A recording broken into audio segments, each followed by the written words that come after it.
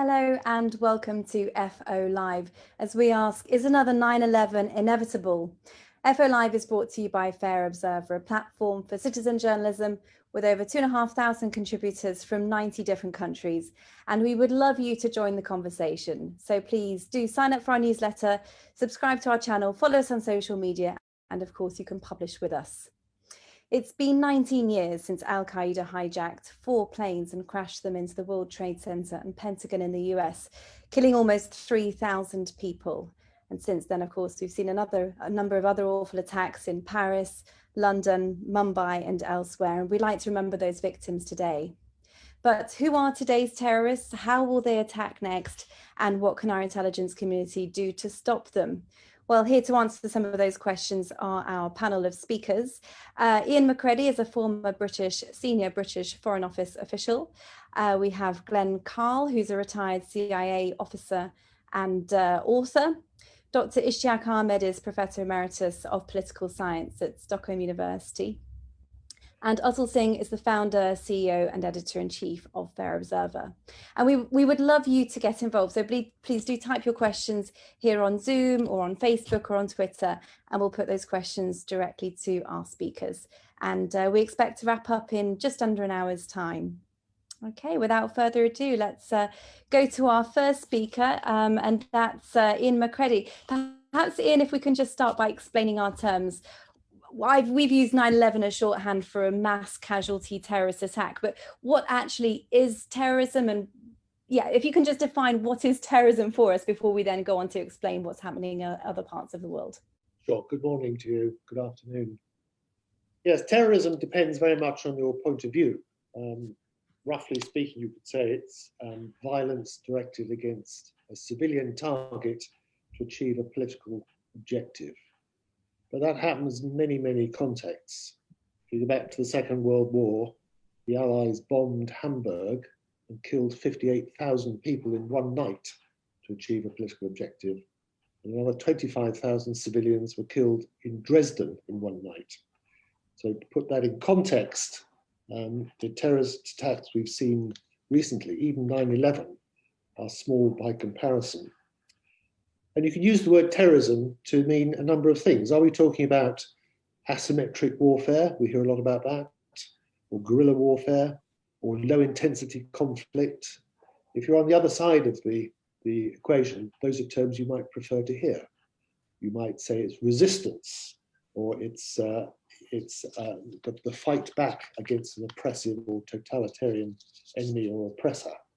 So I think, you know, it's very much a point of view. And in the West, we focus on attempts to attack our governments by undermining the morale of the civilian population.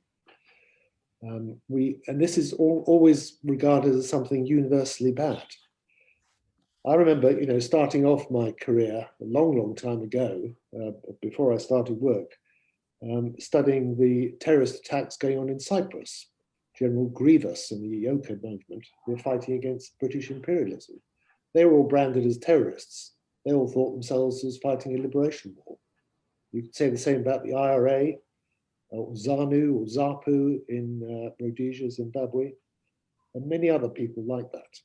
So I think you know, we have to be broad-minded about what we think about terrorism. It's a form of warfare, and usually the last resort of a fairly weak and unarmed group that are fighting against.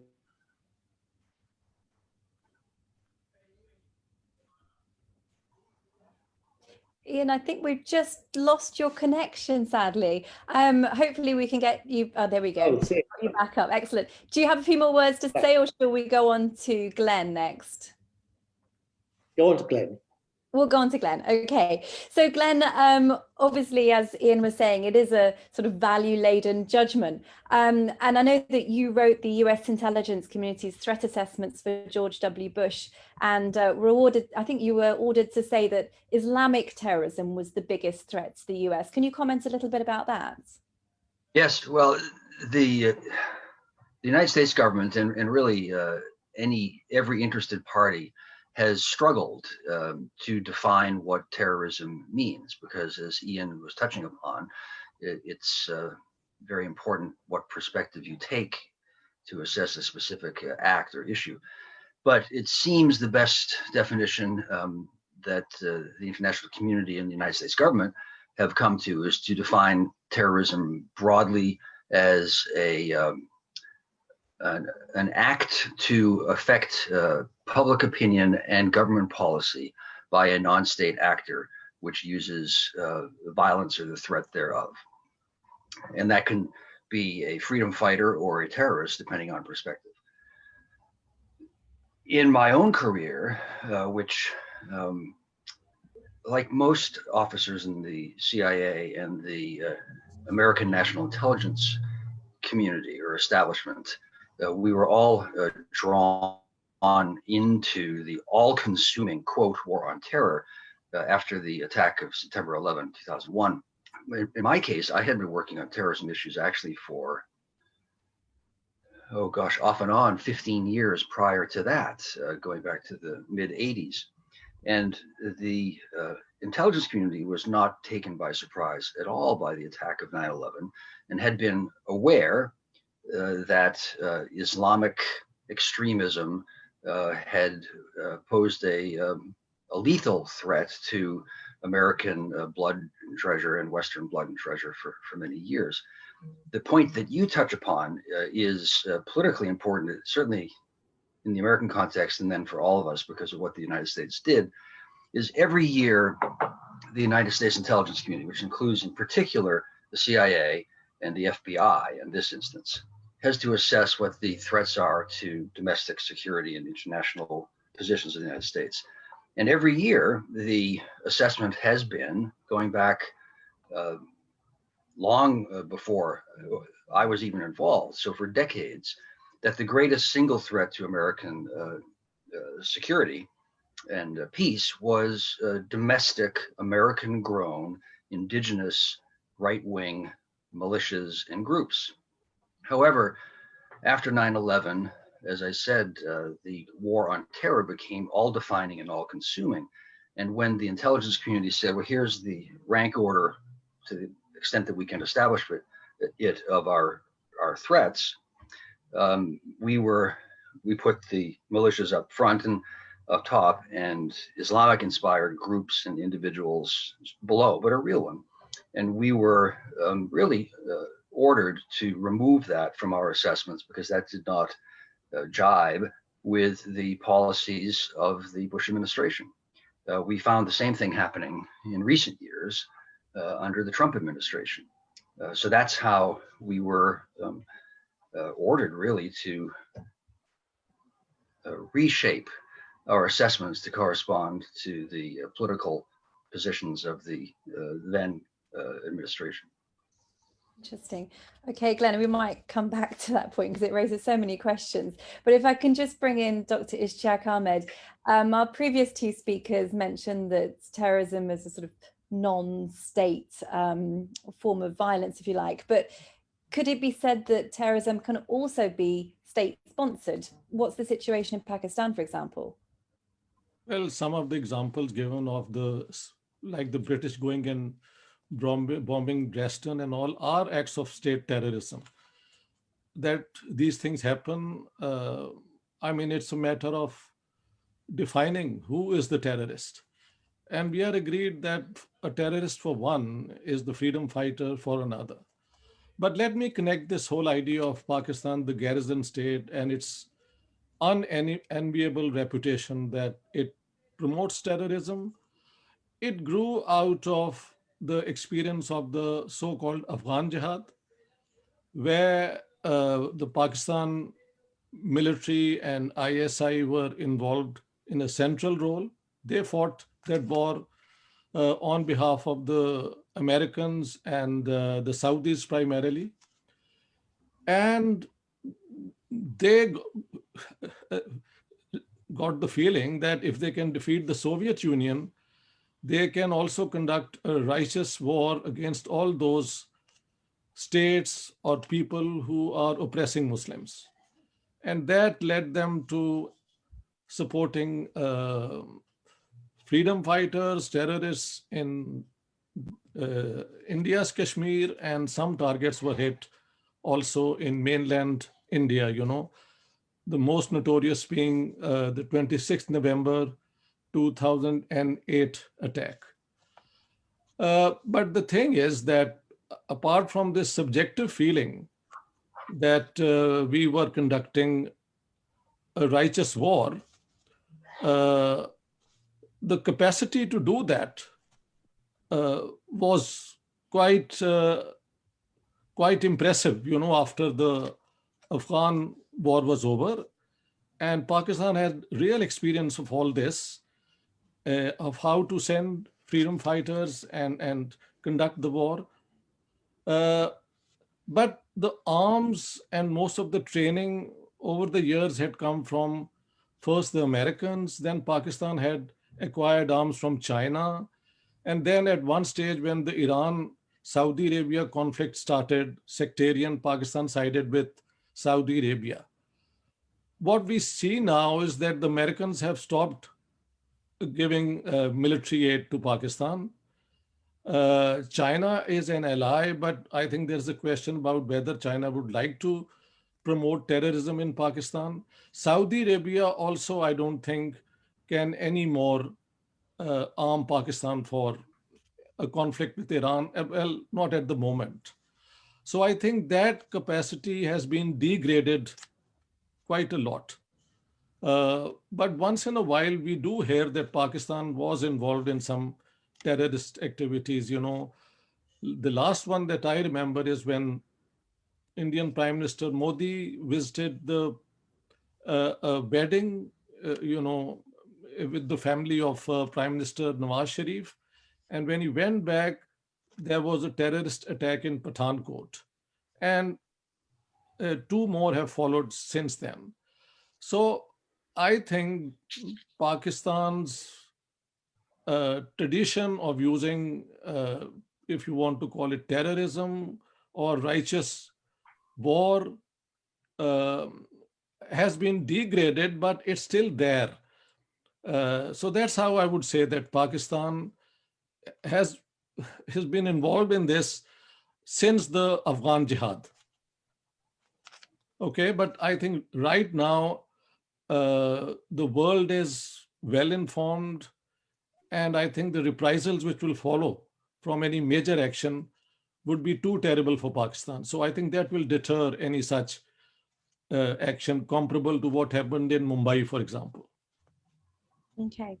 Atul, if we can come to you, I know you've written extensively about terrorism throughout the world, but you're quite interested in the roots of terrorism, I understand. So when did this sort of current form of terrorism start, and how do you, how's that progressed, and what do you see it happening? What do you see happening in the future, perhaps? So again, to use Ian's words, it's a matter of interpretation. You could say that the assassins going back in the Middle Ages were a form of terrorists, or you could say that Shivaji fighting against the Mughal Empire in India was a terrorist. But if I was to trace modern terror, I would go back to Robespierre. And Maximilian Robespierre launched the Reign of Terror, and particularly in the late 19th century, terrorism became an acceptable political tool for those who were fighting for justice, equality, and political change. A Russian Tsar died of a bomb attack. The Austrian Archduke was killed by a Serbian assassin, triggering off World War I. So it is certainly true that the use of terror worked. Sometimes it was counterproductive. Killing the Tsar wasn't the best move for those who were trying for change. And perhaps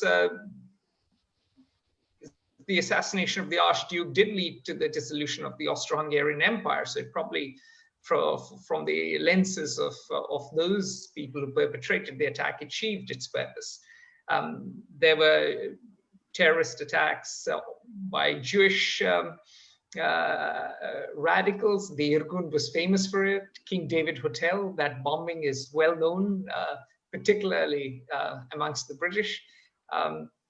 And of course, as Ian pointed out, I was going to mention those instances of bombing, but I could go back even further. I could go back to the 1920 uprising in Iraq, and the British dumped 97 tons of bombs. They fired 183,861 rounds, and they killed 9,000 Iraqis.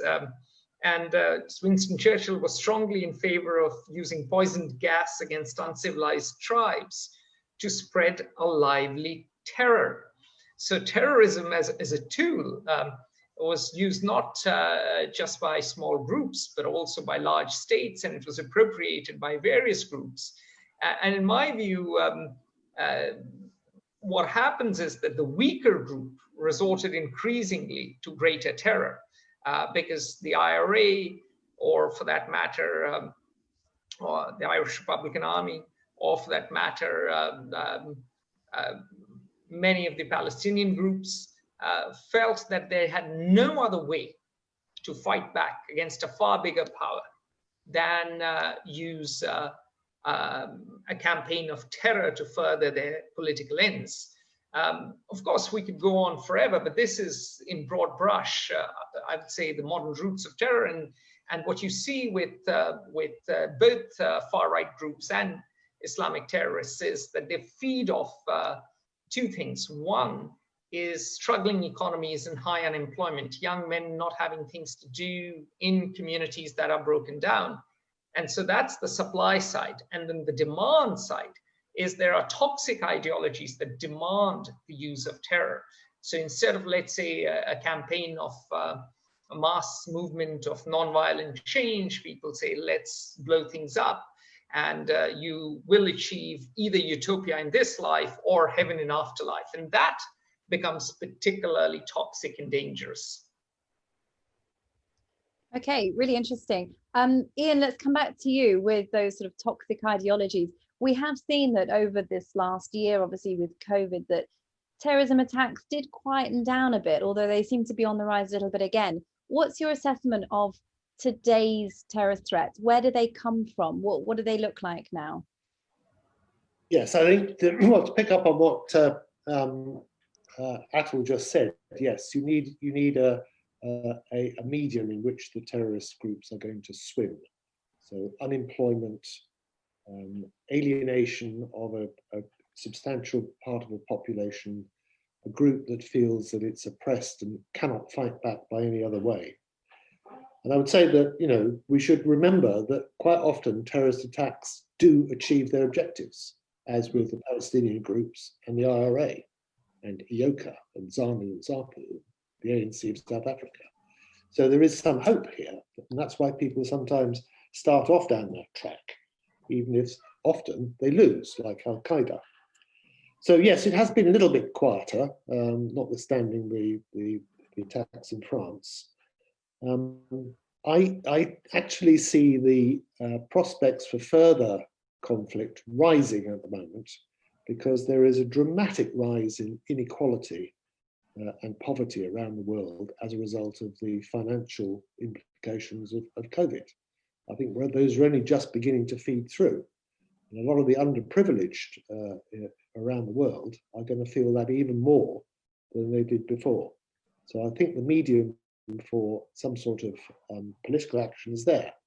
And unless there is a good democratic response from governments, then they may well find that small groups rise up to say the whole system is corrupt and we need to fight back. So I think we need to be very careful at the moment. I think this is unlikely to come from domestic sources in the US and Western Europe, but much of the developing world is going to be very, very hard hit by COVID and the economic consequences. And I think this is a breeding ground for problems, particularly in marginal economies which are already struggling. Egypt, for example, is a case in point. We might come back to that one a bit later. So yes, I think we're on a cusp of some changes. And can I just, to further your last answer, where do you think those disgruntled young people are likely to go? Are they likely to head into the arms of Islamic terrorist groups? We've obviously seen IS pretty much disbanded now. Are they likely to go to similar types of groups? Yes. Well, it depends how extreme there are. There's always a spectrum, but you've got in the Middle East, you've got very large populations of people that are struggling economically. Lots of young men. There's climate issues as well, and you've got a pervasive Islamic ideology there, which for the most part is very peaceful, but there is an extremist end.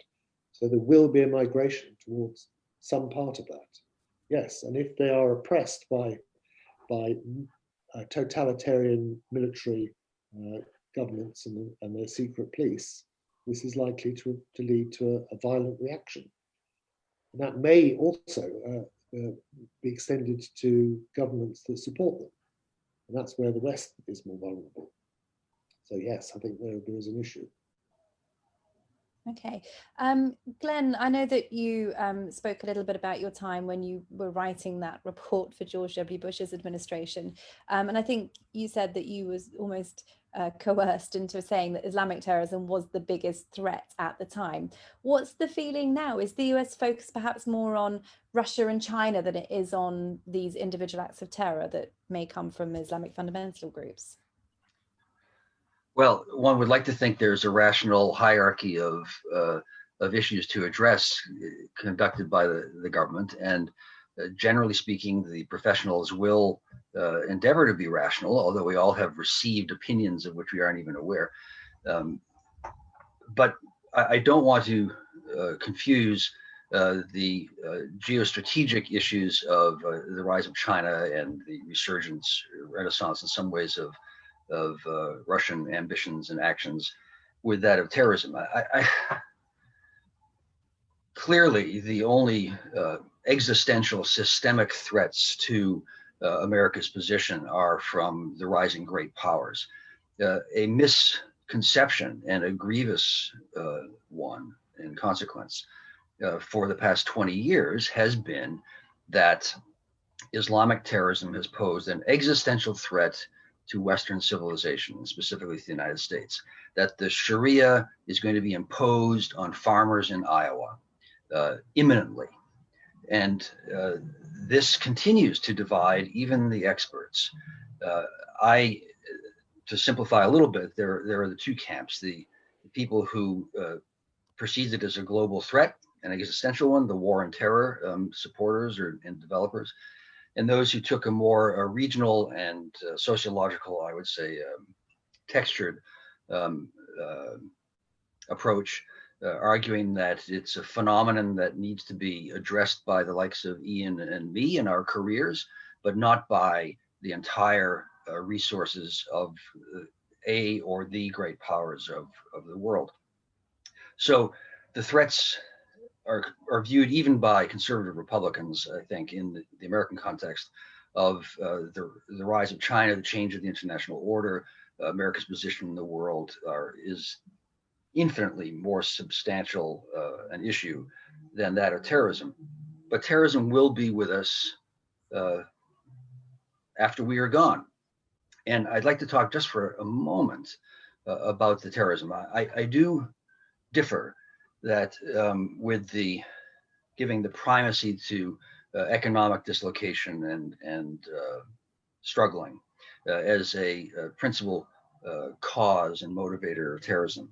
We found actually that poverty doesn't lead to terrorism, but despair, frustration, a sense of oppression, and loss of, not even loss, lack of any future are much more fundamental in creating terrorism. And I view terrorism similarly to a point that Atul and I think Ian touched upon, which is that it's an almost inevitable fringe response to social dislocation in our current context, combined with grievances of seeming to be disenfranchised or having no opportunity. That's terrorists. There's no real simple profile, but they tend not to be the poorest. They tend to be better educated members of society who happen to be male and young. And rather than talking about currency, perhaps we should focus on chemicals, meaning that testosterone may be the #1 evil in the world, because they are young men without hope, seeking to achieve something substantial, who have been, generally speaking, influenced by a charismatic figure. Now, that frequently has been literally the captain of their soccer club.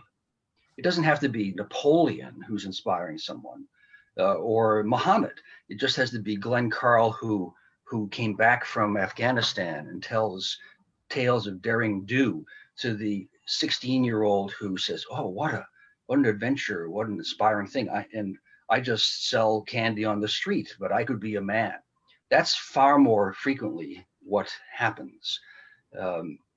But terrorism is not an existential threat. It will be a continuing threat for as long as we are alive. And one last point, I'm sorry.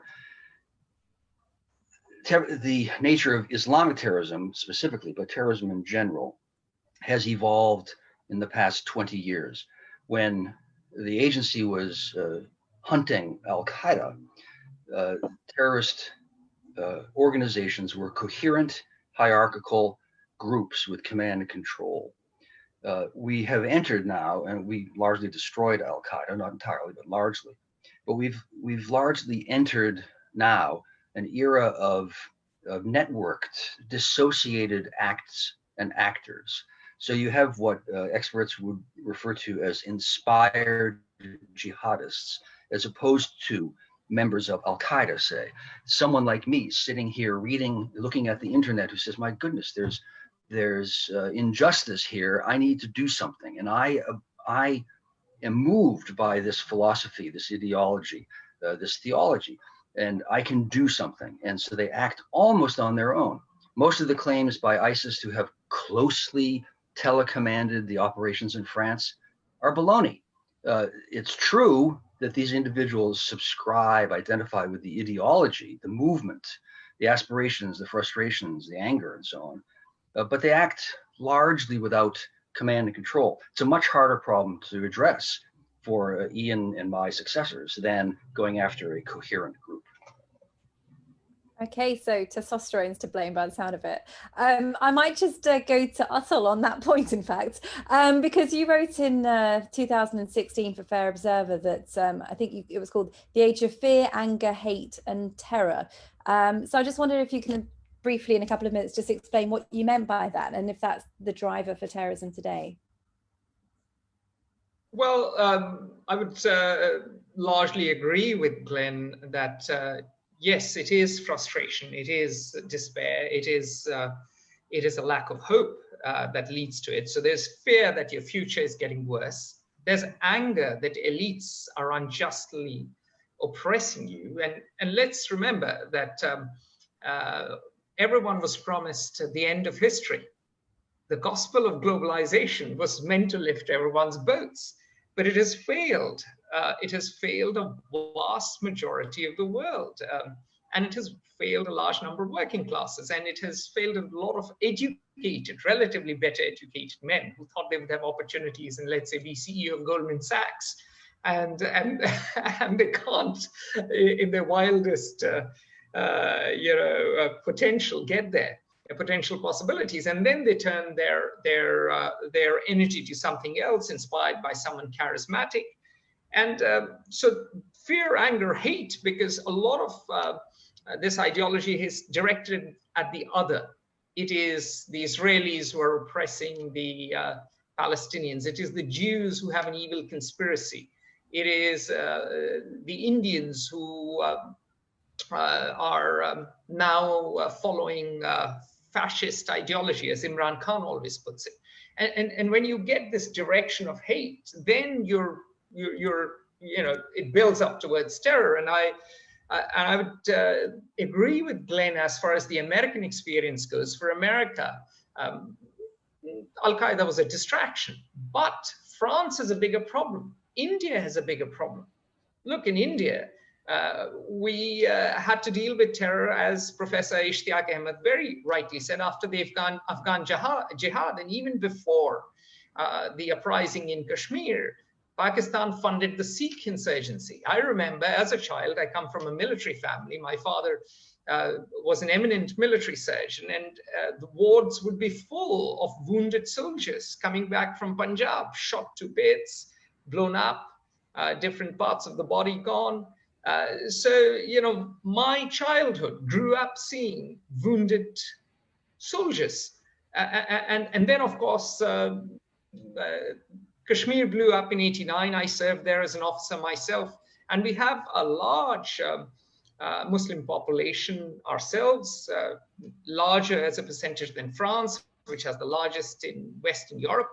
And there is a real fear that if that was to become disaffected, and if that was funded, if that was supported, if that was filled by a state across the border that believes in using terror as an instrument of state policy, then we could have something like the partition coming back again. In 1947 has traumatized the subcontinent, and we have perhaps the greatest scholar on the partition on the panel, Ishtiaq Ahmed, and he can talk more about it. So I think, yes, for America, it can be, terrorism can be just an annoyance, but for some other countries, it can be the existential threat.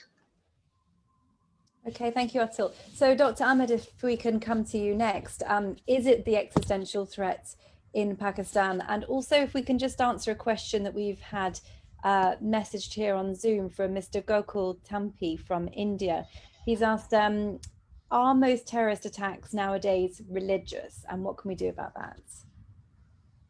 Well, I don't know what we can do about religion being used to justify acts of terrorism. I mean, this has happened in the past. Since many of us were talking about history, we have the Jewish zealots doing it when they've found the Roman Empire oppressing them. I mean, then down the centuries, you would find religion being used in the service of extremism, terrorism, and so on. I think I would like to put in perspective how Islamic terrorism or extremism has actually grown as a movement, as a world movement. Two things. I think during the Cold War, there was a cold-blooded analysis of the British and the Americans, especially, that in the Muslim world, there was no liberal force to be promoted to confront Soviet communism. And they therefore chose to patronize conservative Islamic states like Saudi Arabia, and then in Pakistan, the Jamaat-e-Islami, and elsewhere too. But the capacity to carry out such extreme actions grew out of the Afghan so-called jihad. And now it is there as a part of the legacy. And then, of course, I don't know how much economic deprivation is the basis. It is one, but not the most important one, is the feeling of being humiliated and hurt. I mean, going and destroying Saddam Hussein's regime and instead creating chaos. And then, there was some agreement with Colonel Gaddafi in Libya, and then they went and attacked Libya. And, all these things ultimately, plus the fact that the Palestinians have not been given a fair and just solution. President Trump was forcing one which many of us think is unfair. As long as the Palestinians have a grievance which is genuine, like they must be given some sort of statehood or substantial autonomy, the settlements must end, things like that. And then when I come to now, I'm supposed to talk more about Pakistan. I think Pakistan and India are nuclear weapon states. So there is a limit to how much they can go to war over their, problems over Kashmir and many other issues. The Indian Muslim population is very large, and that can be a problem. But then the Modi government introduced a law saying that everybody can seek asylum in India except Muslims. So if you provoke Muslims in this way, when Kashmir was integrated, most of the Muslim leadership, including the Jamiyat-e-Ulama-e-Hind, actually supported that, saying that it's an integral part of India. Right or wrong, that's a different matter. Then the judgment over this Babri Masjid bent in favor of the Hindu nationalists. But both these things were somehow, if not accepted, they were taken for, well, this is the situation, what can we do? And then you come with such a law discriminating just against Muslims. So I think these provocations must end. And then within Pakistan, of course, they have to act responsibly. I've been saying this, that this is like a self-fulfilling prophecy. If you say that the Christian world, the Jewish world, and the Hindu world are all bent upon destroying Pakistan and Islam and Muslims, then you should expect all these three to join hands and conspire against you. I mean, you have to behave responsibly, follow international law, and the so-called non-state actors, they have no future. Any state territory used for terrorism is the responsibility of the state from where those state actors have carried out that action. So Pakistan has to ensure that these groups are rendered ineffective, their resources are frozen, and so on and so forth. We still have very extreme ulema preaching every day, that let's use the, nuclear bomb on France, not realizing that France is better armed in a nuclear sense. So I think the Pakistani state has a big, big responsibility in its own interest to put a handle on this extremist way of thinking, because first the ideas come and then come actions. That's the way I see it. And it's a nihilistic view Pakistan has taken. It doesn't have the capacity to really conduct a war with India or with the whole world, which it identifies as, promoting Islamophobia and so on. What about China, where the Uyghurs are being treated in a horrible manner, but one doesn't hear a single voice, not Imran Khan, talking about Islamophobia in China. So there is a political angle to it, and Pakistan has to, in its own self-interest, realize that this is an era of territorial states, and every state has responsibility within its territory and by non-state actors who may operate from its territory in another part of the world. Okay, thank you. If I can add just a very quick point there, the Financial Action Task Force put Pakistan on the grey list for money laundering, and people like Hafiz Sayyid, who founded one of the founders of Lashkar-e-Toiba and Jamaatul Uddama, who's a jihadist, and Masood Azhar, who actually was one of the terrorists India released in 1999 when a plane was hijacked from India and landed in Kandahar. And of course, Masood Azhar was later responsible for creating Jaish-e-Mohammed and leading to loss of many more lives. And it is incidents such as this, if they were to dial down, then there would hopefully, in my view, be a far better atmosphere for rapprochement, because the reality is, culturally, we are the same people across the border. There's no reason why South Asia couldn't be a common economic area like the EU one day. There's no reason why Pakistani goods and services and Indian goods and services couldn't go across the border. Lahore, the place from where Ishtiaq Ahmed comes from, it is, a few kilometers from the border. And historically, Punjab culturally has been this multicultural melting pot. So what we see today is a bit of an aberration. And if the ideologies, so yes, there is frustration, yes, there's anger, yes, there's hate, yes, all of that is there. But if we somehow could dial it down at the state level, if the states could act a bit more responsibly, then I think the biggest danger that exists with two nuclear armed states is radicalizing societies and radicalizing ideas, and that eventually leads to actions, as Professor Ishtiaq Ahmed just pointed out. Okay, thank you. Perhaps if we can go back to Ian, you mentioned Egypt in your previous answer, and I just wonder which areas of the world do you, as a former British Foreign Office official, see as sort of potential hotspots, if you like? Where are the groups brewing? Can we see any of them with perhaps resources and skills that could pull off a big terrorist attack in the future? Yes, I just want to start with one observation, which is that oppression and marginalization does not always lead to terror.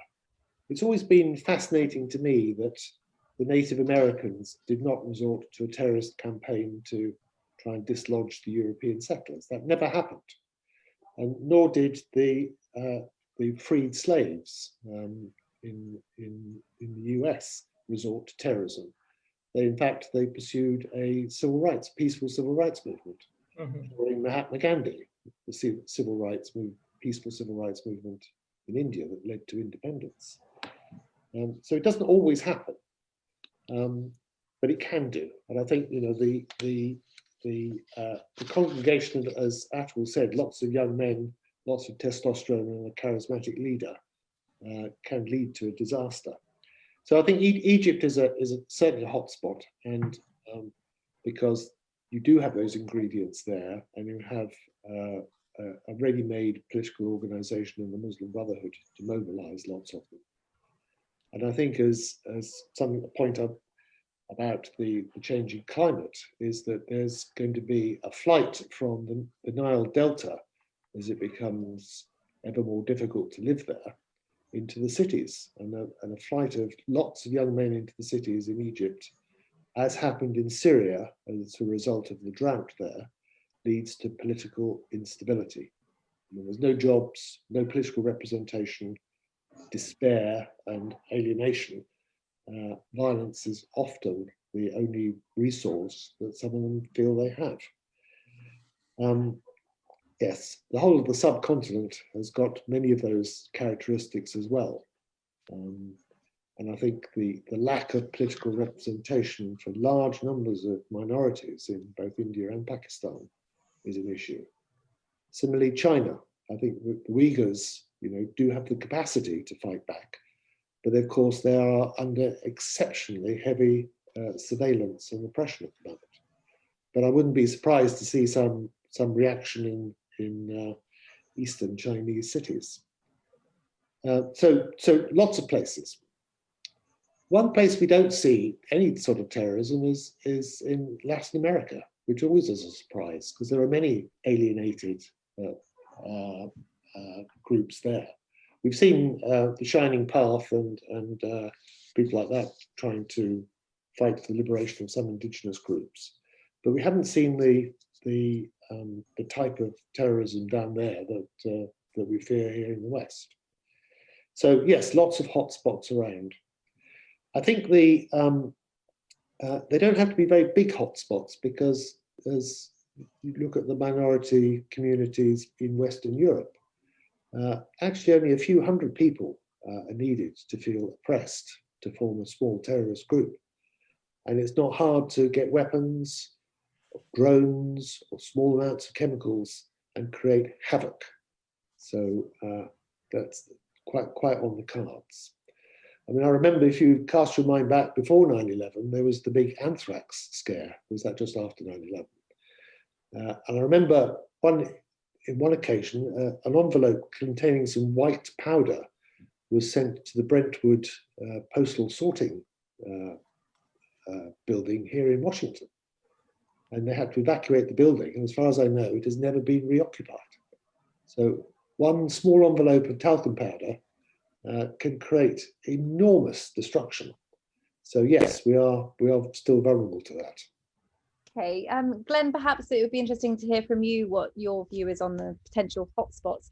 But I'm also going to throw another question to you, which we've had here from Nick Watson, who's asking about threats from non-Muslim countries, increasing resonance of right-wing ideologies, and the risk of terrorism from groups that sympathize with them and see violence as a way to strike blows against the established order. So are there threats?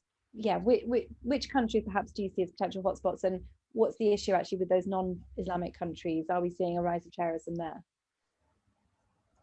Well, the first hotspots question first, I guess. I think you can do a Venn diagram, which is relatively simple, not too many overlapping sets, and come to a pretty accurate map of where we are likely to see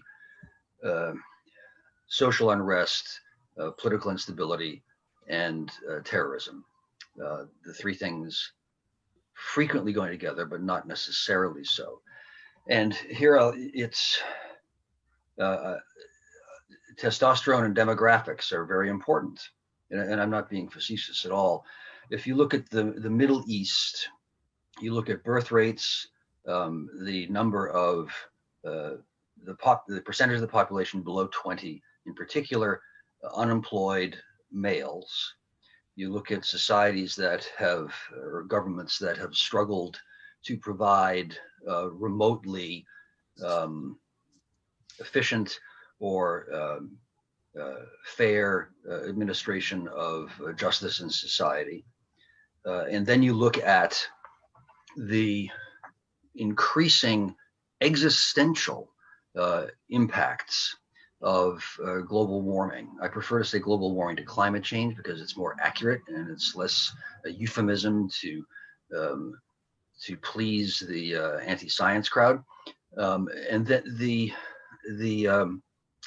map then reveals what we called in the CIA the arc of instability, the arc of fire, and that's largely the Middle East. And Ian alluded to Syria, and we concluded that we, meaning the national security establishment, the Department of Defense, and the intelligence community, respectively, and then together, that you can't blame solely the collapse of Syria on Assad or on the American invasion of Iraq, each of which are important elements, but also, very importantly, on the drought that Ian alluded to. And the drought is likely was likely made dramatically worse by global warming. And as the farmers were unable to grow a crop or earn a living or eat, they had to flee to the cities, and the social services were overwhelmed. And then all of the existing tensions and failures of Assad's Syria exploded. This will happen, is happening, has happened basically in the Middle East, but the Middle East can extend from Xinjiang province almost all the way to Morocco and down to the Sahara Desert.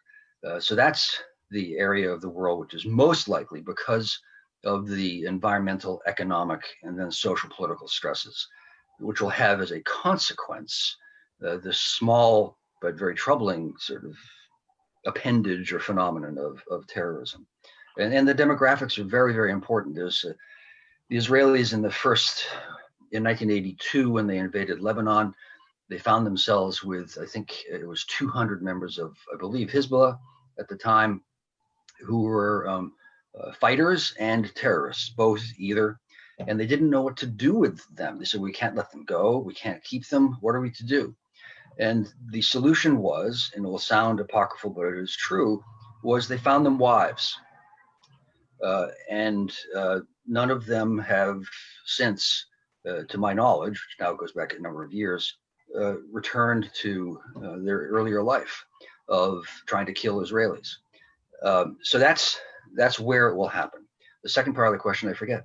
Well, we may have to leave the second part just because we need to move on. But can I just throw a very quick one to you, Glenn? If you can answer this in a nutshell, because a few people have asked us about the Middle East, saying that Middle East turmoil, this is one from Sanjay Mittal, was ultimately about the control of oil. As the US becomes more sufficient with shale and various other things, do you think that that's going to dial down instability in the Middle East? No. It's true that the US is, for the first time since the 1950s, an energy exporter now, and we will live happily, all of us, a rapidly changing energy world where fossil fuels will grow progressively less, have less of a stranglehold on politics and economics. But it is not true, although it is an article of faith of virtually everyone on earth, that the United States invaded Iraq for the oil. That simply is actually not true, although it was actually believed by many of the policymakers making the decisions. Ian, I saw you shaking your head as well there. Yes, I just wanted to add a couple of things. I mean, if you look at the Gaza Strip as a hotspot, there's about 1.8 million people there. The median age is 18, and there's 45% unemployment. And they've got no political future whatsoever there. So that's very, very grim. And just to go back to the climate point, the sea level rise of the Mediterranean rises about 7 millimeters a year. And in some parts of the Nile Delta, as much as 30 miles inland, the water is too salty to drink or to irrigate the crops. So the Nile Delta is shrinking rapidly. You've got the sea coming in and then the desertification as well. 40% of the population of Egypt lives in the Nile Delta, and they're going to have to flee because they can't eat, they can't grow crops. Where are they going to go to? They're going to go to Cairo. And will they get political representation there under the current regime? Very unlikely. So we have an explosive situation there too. The median age in Egypt is only 25. So we've got many ingredients there. And this has got nothing to do with oil. No, okay. We've just got 10 minutes left. So if I can go back to Dr. Ahmed, let's try and finish off with perhaps a look ahead if we can. How do you foresee states like Pakistan, India, if we're looking to the Middle East, Egypt, North Africa rather, how do you foresee states trying to combat these terrorist groups? Can they actually do something about it? Well, I think only the states can do it because they have facilities to take care of them, to bring them under control. Who else? We don't want the Western powers to come in and settle such issues, So somehow the states in the region have to do it.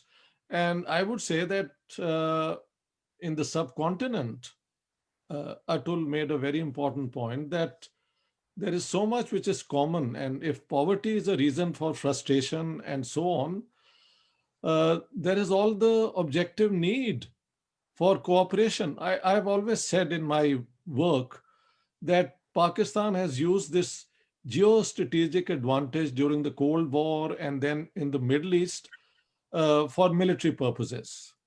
Now is Pakistan's opportunity to use it for drawing economic benefit out of it, because Indian goods, Chinese goods, going all the way to Central Asia and on to Europe will go through this through Pakistan. And so I think over Kashmir there was almost an agreement. It was called the Kasuri Plan, and then it didn't work.